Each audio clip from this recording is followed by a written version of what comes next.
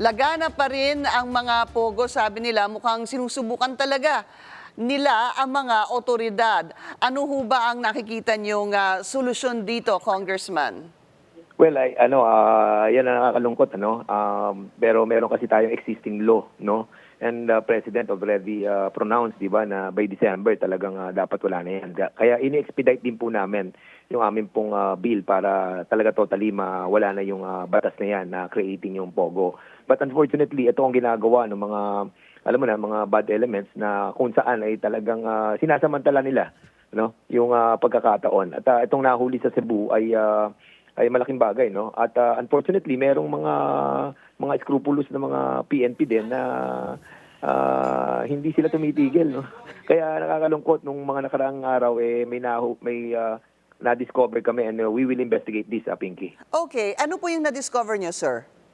Well, 3 days ago, nalaman namin na merong operation ang I think NCRPO or dito sa Manila, dito sa isang lugar sa Manila. Sa Ermita?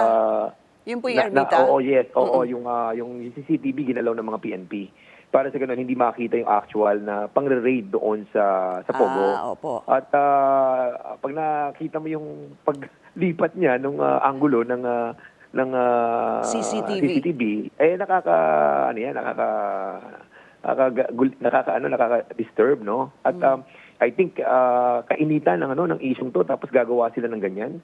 So we need to keep this updated sa hearing namin para na sa ganun hindi ito pamarisan. So, I guess you will tackle this during the next Quadcom probe. Sir, kailan ho ba ang susunod na hearing? Unfortunately, yung Webes namin is about EJK and dangerous drugs. So I was talking with the chairman and asking na masingit sana to, but unfortunately, yung POGO will be discussed on the next hearing. So hindi pa ngayon at kinukulate pa rin naman natin yung mga ebidensya. Congressman, maliban po kasi doon sa Ermita, no, meron din pong naging POGO raid dyan po sa Bataan. You know, what I wanted to find out from you, sir, is that dapat ho ba o meron ho ba dapat na siguro involvement o pananagutan ang mga LGU kapag meron pong nakikitang illegal na POGO sa kani-kanilang mga lugar? Kasi yung APAB, kung mapapansin mo, it's an economic zone being handled by a separate entity. At yung APAB na to is a pre-zone na kung saan sila yung nag-handle ng pagbibigay ng permit. Permit from APAB and permit from PAGCOR is all required para payagan yung pag-operate nung gambling, nung games. At dito sa ginawa doon sa APAB, sa Bataan, ang nag-issue lamang ng permit dyan ay itong APAB nga, itong economic zone, being handled by, I think, hindi ko tanda yung chairman natin dyan. Pero iimbitahin din natin siya para nasa ganun, makita natin ano yung mga naging failure. Kasi BPO siya Then suddenly, makikita mo meron siyang gaming That's exactly, sir.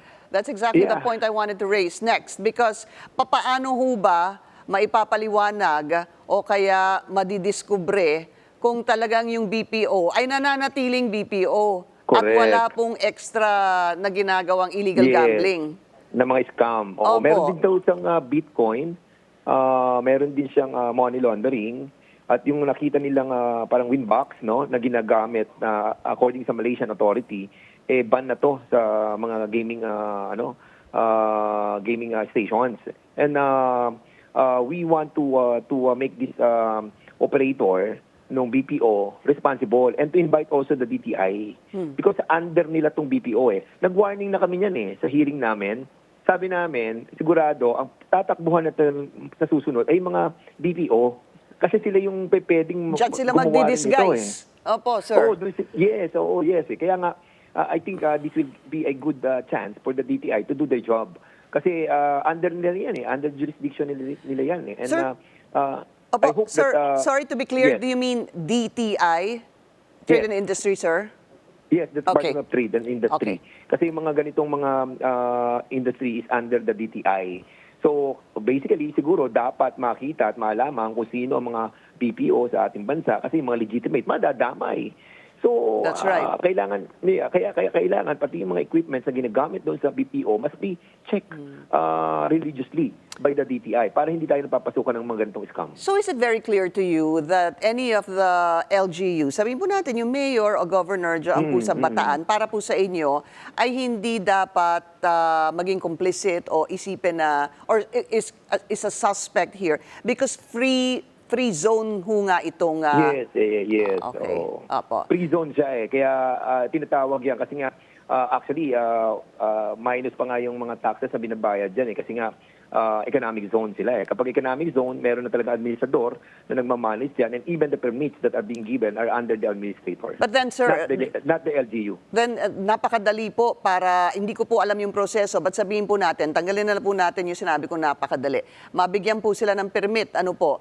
Sino ang may jurisdiction dito, sir? Para malaman kung kanila, if they are true to their license. Yes. Yung administrator ng economic zone ng APAB and at the same time, yung DTI na nag-i-issue din ng permit para sa BPO. These are different entity that handles yung mga permits that are being given to them.